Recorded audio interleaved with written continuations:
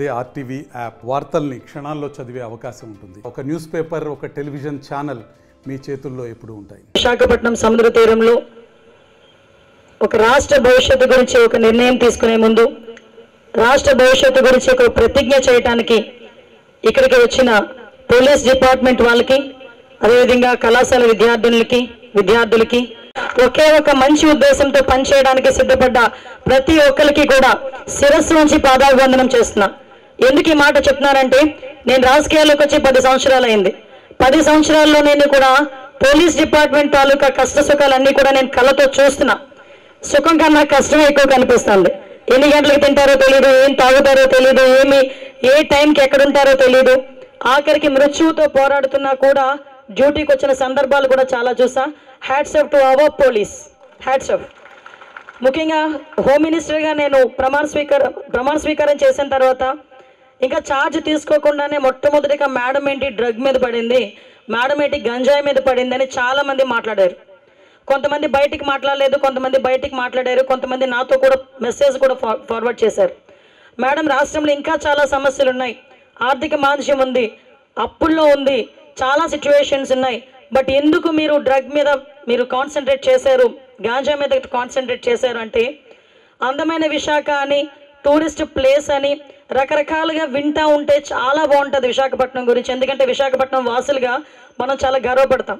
At the same time రాష్ట్రంలో ఎక్కడ drugs దొరికినా, రాష్ట్రంలో ఎక్కడ గంజాయి దొరికినా దాని మూలాలు విశాఖపట్నంలోనే ఉన్నాయని చెప్పినప్పుడు కూడా మన మనసు అంతే బాధపడుతుంది. అట్ ద సేమ్ టైం నేను 5 సంవత్సరాలు ప్రతిపక్షంలో ఉండేటప్పుడు, ఒక మహిళా అధ్యక్షురాలుగా నేను పనిచేసినప్పుడు చాలా సిచ్యువేషన్స్ నా కళ్ళతో నేను చూశాను. యువగలం పాదయాత్రలో లోకేష్ గారు పాదయాత్ర చిత్తూరులో చేస్తున్నప్పుడు ఒక తల్లి కూతురు ఇద్దరు వచ్చారు స్కార్ఫ్ కట్టుకొని. ఆ అమ్మాయి నా వరకు వచ్చారు. ఏంటమ్మా అంటే, ఆ అమ్మాయి చెప్పిన మాట వింటే నాకు భయం వేసింది. వెంటనే లోకేష్ గారి దగ్గరికి తీసుకెళ్ళా. ఆ అమ్మాయి నాతో మాట్లాడేటప్పుడు కూడా స్కార్ఫ్ ఓపెన్ చేయలే. ఆ అమ్మాయి 10th క్లాస్ చదువుతుంది. రెగ్యులర్గా స్కూల్ మానేసి అక్కడ నియర్ బై ఉన్న ఒక చిన్న బడ్డీ కొట్టు దగ్గరికి వెళ్ళి గాంజా తాగుతూ లోపల అమ్మాయిని మల్టిపుల్ టైమ్స్ రేప్ చేశారు. ఆ అమ్మాయి తల్లి భరించలేక ఆ కూతురు ఎక్కడ చచ్చిపోతుందో అని, అమ్మ ప్రేమ కదా, నిజంగా అదే పొజిషన్లో ఇందాక సోదరుడు చెప్పినట్టు టీచర్ ఉంటే లాగిపెట్టి కొట్టిద్ది, ఇంకొకరు ఉంటే కొట్టేవారు. కానీ తల్లి ప్రేమ కొట్టలేకపోయింది. నా కూతుర్ని ఎలాగైనా రక్షించుకోవాలి అని ఎక్కడికి వెళ్ళాలో తెలియక లోకేష్ గారి దగ్గరికి పరిగెట్టుకొని వచ్చింది. ఆ రోజు ఆ అమ్మాయి సిచ్యువేషన్ చూస్తే షీఈస్ టాపర్. ఆ టాపర్ అయిన అమ్మాయి కూడా డ్రగ్స్కి అలవాటు పడిపోయి, గాంజాకి అలవాటు పడిపోయి తల్లిని కూడా రోడ్డు మీదకి తీసుకొచ్చి మొహం కూడా చూపించుకోలేని పొజిషన్. ఒక ఆడపిల్లకి అవనేయండి, ఎవరైనా అవనేయండి, అందంగా కనిపించాలి అనుకుంటాం. స్కార్ఫులు కట్టుకొని తిరుగుతామా? కనిపించకుండా స్కార్ఫులు కట్టుకొని తిరిగేది ఏంటంటే ట్యాన్ అవ్వకుండా తిరుగుతారు మా ఆడపిల్లలు. కానీ ఈరోజు మొహం కనిపించకూడదు అని తిరిగే పరిస్థితికి వచ్చారంటే ఎవరిది తప్పు, ఎవరిది రెస్పాన్సిబిలిటీ, ఎవరిది? అది మన అందరం కూడా ఒకసారి తెలుసుకోవాల్సిన అవసరం ఉంది. ఈరోజు నేను హోమ్ మినిస్టర్ అయిన తర్వాత డ్రగ్స్ గురించి, గాంజాయి గురించి మేము ఫస్ట్ ప్రెస్ మీట్ పెట్టిన తర్వాత నాకు చాలామంది, మీరు నమ్మరు, 30 మెంబర్స్ 40 మెంబర్స్ అయి ఉంటారు, తల్లిదండ్రులు నాకు మెసేజ్ పెడుతున్నారు. మా అబ్బాయి గంజాయికి అలవాటు పడిపోయాడమ్మా, వచ్చి తీసుకెళ్ళండి. మా అబ్బాయి గంజాయికి అలవాటు పడిపోయాడు, మమ్మల్ని కొడుతున్నాడు, పోలీస్ డిపార్ట్మెంట్కి చెప్పి అరెస్ట్ చేయించండి. నిజంగా నేనేదో నా పరపతి గురించో లేకపోతే నా ఇమేజ్ గురించో డిపార్ట్మెంట్ వాళ్ళకి ఒక మాట చెప్తే తీసుకెళ్ళి వాళ్ళు అరెస్ట్ చేస్తారు. కానీ అక్కడతో సమస్య అయిపోతుందా? అయిపోతుంది. ఇంకా గంజాయి అరగట్టడం అయిపోతుందా?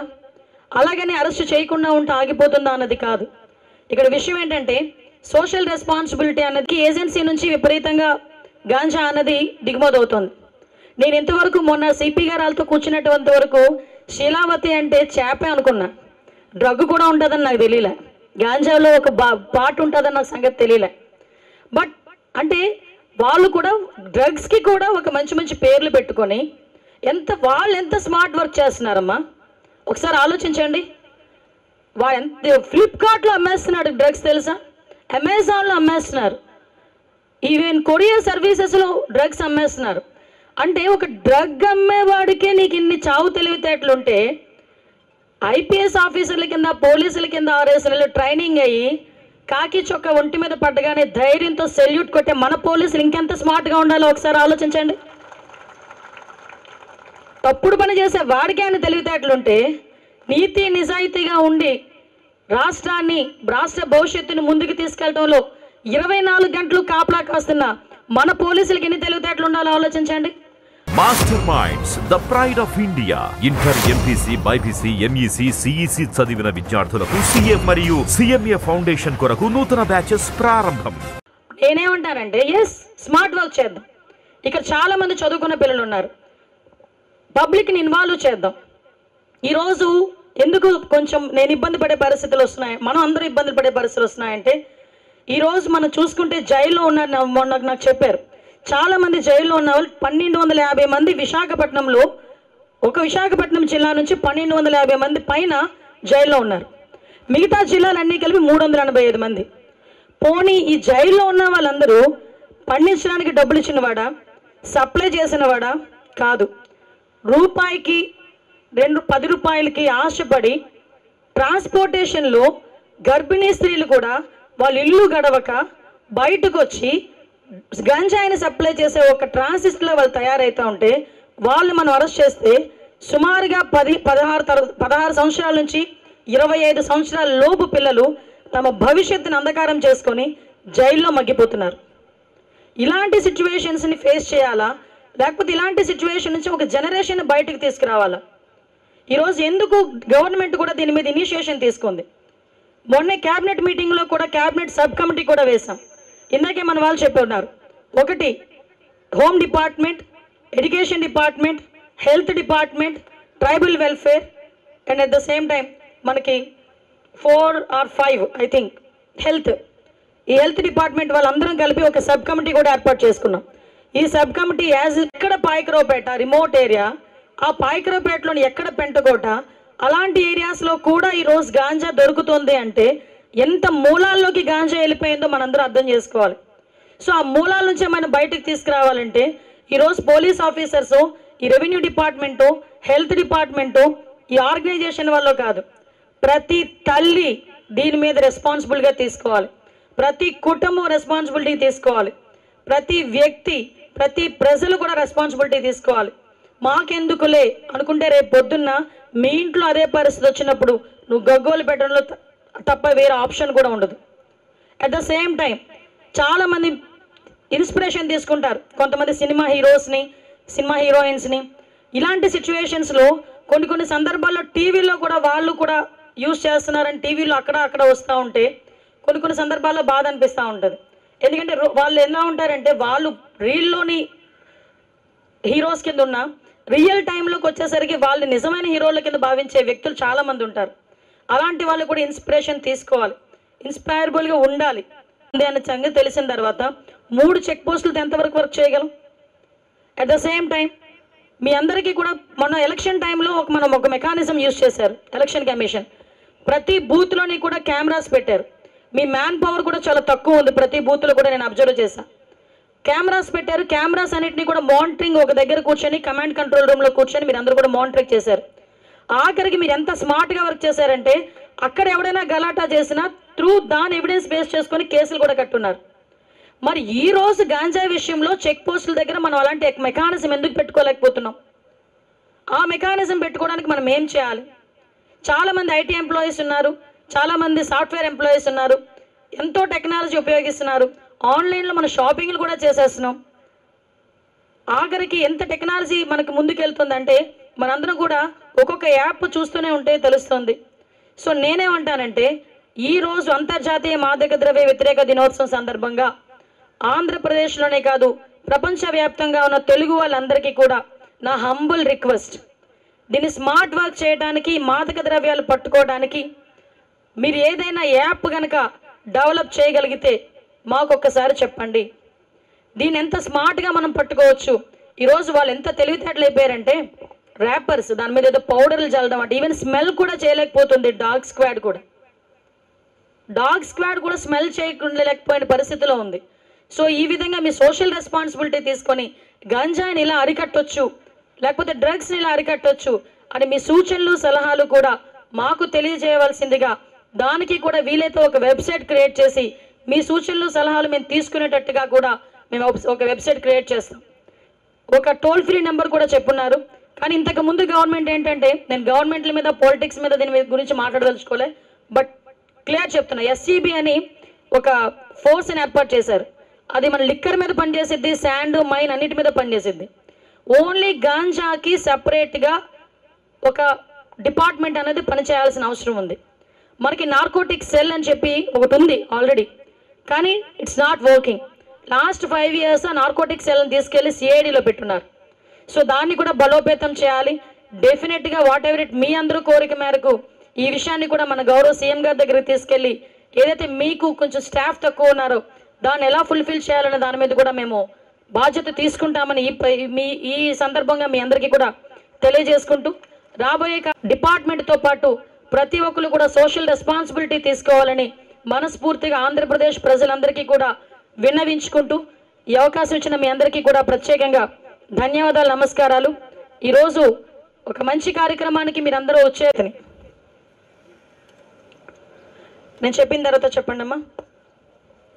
మన దేశంలో ముఖ్యంగా యువతలో మాదక ద్రవ్యాల దుర్వినియోగం పెరుగుతోందని మరియు ఇది ఆందోళన కలిగించే విషయమని మేము గ్రహించాము. ఎంపీసీ బైపీసీ విద్యార్థులకి ఒక వరం సిఏ సిఎంఏ కోర్సులు. సిఏ సిఎంఏ చదివే విద్యార్థుల్లో 40% మంది ఎంపీసీ మరియు బైపీసీ విద్యార్థులే. మాస్టర్ మైండ్స్ అక్కడ ఇది బాగా పండించడం, that is the supply side. అదేవిధంగా డిమాండ్ సైడ్ ఏముంది, మనకు పిల్లలు, యువకులు, తర్వాత even others, all of them are consuming. And ఈ శీలావతి బ్రాండ్ ఏదైతే మన విశాఖపట్నంలో బాగా పండిస్తున్నారో, దీంట్లో ఇది ఒక టాప్ క్వాలిటీ క్యానబిస్ అని క్లాసిఫై చేయడం జరిగింది. సో దీంట్లో ఏమవుతుందంటే డిమాండ్ బాగా పెరిగిపోయింది. Demand in the sense all the neighbouring states like Tamil Nadu, Karnataka, Kerala, Delhi, Uttar Pradesh, west Bengal, Chhattisgarh, Bombay, Goa, ఈ అన్ని రాష్ట్రాలు కూడా మన దగ్గర నుంచి ఇది బాగా అంటే క్వాలిటీ బాగా ఉండటం వల్ల ఇక్కడ నుంచి బాగా డిమాండ్ పెరిగిపోయిందంటే ఏమవుతుంది, the profits are very high. So మనం ఏం చేయాలా, మన డిపార్ట్మెంట్ పరంగా, ప్రభుత్వ పరంగా రిస్క్ని పెంచాలా. రిస్క్ ఎలా పెంచాలంటే, మొన్ననే మన హోనరబుల్ హోమ్ మినిస్టర్ గారు after taking charge, she has identified this as one of the most important and priority program of the police department. Not only police department, all of the department. ప్రభుత్వ పరంగా దీన్ని ఒక priority programme గా identify చేసి మా అందరికి కూడా ఆదేశాలు ఇచ్చారు. 100-day action plan. ఈ 100-day యాక్షన్ ప్లాన్ లో all the departments must come together, which includes schools. Today we have students from Bulaya College, then Mahila Police, వీళ్ళందరూ కూడా they can do 100-day action plan ని ఇంకా రాబోయే 90 days లో we want to implement it, and day by day we have some action plan. దాంట్లో education department, transport department, medical and health department and various other departments, drug control department అందరూ కూడా కలిసి పనిచేస్తూ ఈ విధంగా with the help of the press and media we want to take this message forward and see to it that Vizag city and in fact Andhra Pradesh becomes drug free. Deentlo youth and welfare department also have to play a very important role. So nenu intaku mundu additional DG law and order ga pani chestunnappudu manchi background unna yuvakulandaru kuda evening టైంలో డీజీపీని కలవడానికి వచ్చేది. So ఒకరోజు నేను DG దగ్గర కూర్చున్నప్పుడు మంచి very good student, మా mother is crying and she came along with young boy. She came and she was representing to the DGP. Sir, ఈ విధంగా చాలామంది బాధపడుతున్నారు. This boy is a China topper. నేను అనుకున్నాను, అరే చైనాలో చదువుకుని వీడు చైనా టాపర్ ఇక్కడ ఎట్లా వచ్చేసారని చెప్పి అనుకున్నాను. అంటే she was discussing with the DGP. తర్వాత తెలిసింది చైనా అంటే చైతన్య, నారాయణ, ఈ 2 స్కూళ్ళు కలిపితే ఆంధ్రప్రదేశ్లో వాడు టాపర్ అట. బట్ అక్కడ వచ్చి అని కూర్చొని he is just looking at DGP like this and ఆ విధంగా అయిపోయారని చెప్పేసి మదర్ ఈస్ పెయిన్ఫుల్లీ క్రైయింగ్. మరిన్ని వీడియోస్ కోసం ఛానల్ ని సబ్స్క్రైబ్ చేయండి, లేటెస్ట్ అప్డేట్స్ కోసం వాట్సాప్ ఛానల్ ని ఫాలో చేయండి, అండ్ లింక్ డిస్క్రిప్షన్ లో ఉంది.